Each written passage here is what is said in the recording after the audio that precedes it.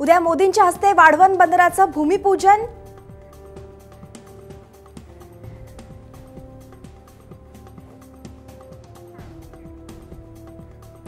तुळजापूरची जागा शिवसेनेला देण्यासाठी मुख्यमंत्री शिंदे आणि फडणवीस यांच्याकडे आग्रही मागणी करणार, रामदास कदम यांचं वक्तव्य।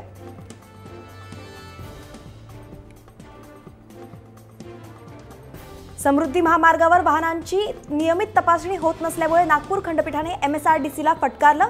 तपासणी होत असल्याची खोटी माहिती सादर केल्यानं कोर्टानं अधिकाऱ्यांना खडसावलं।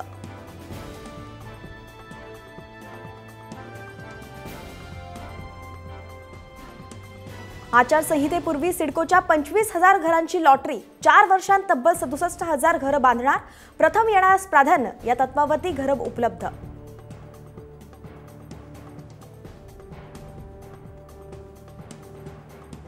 नवीन शासकीय मेडिकल कॉलेजचा मार्ग मोकळा, येत्या 15 दिवसांत जागेबाबत निर्णय होणार। GT रुग्णालय आणि कामा रुग्णालय एकत्र करून शासकीय वैद्यकीय महाविद्यालय उभारणार।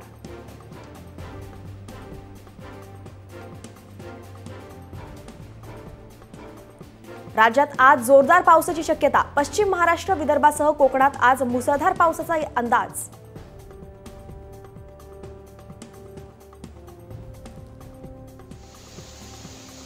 नंदुरबारमध्ये कर्तव्यासाठी अंगणवाडी सेविकेचा धोकादायक प्रवास, वंती वळवी यांनी नाल्याला पूर असल्यानं झाडावर चढून पार केला रस्ता, व्हिडिओ व्हायरल।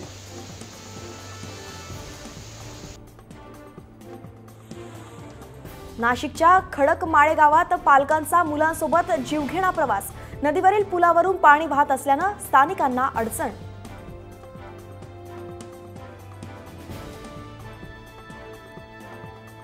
पंतप्रधान पीक विमा योजनेत कांद्याचा 2.25 लाख हेक्टरवर बोगस पीक विमा, खरीप 2024 मधील अर्जांसंदर्भात महसूल विभागाकडून चौकशी सुरू।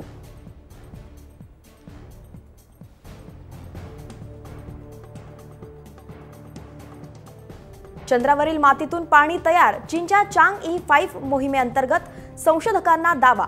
चंद्रावर मानवी वस्ती उभारणीसाठी चीनच्या अनेक मोहिमा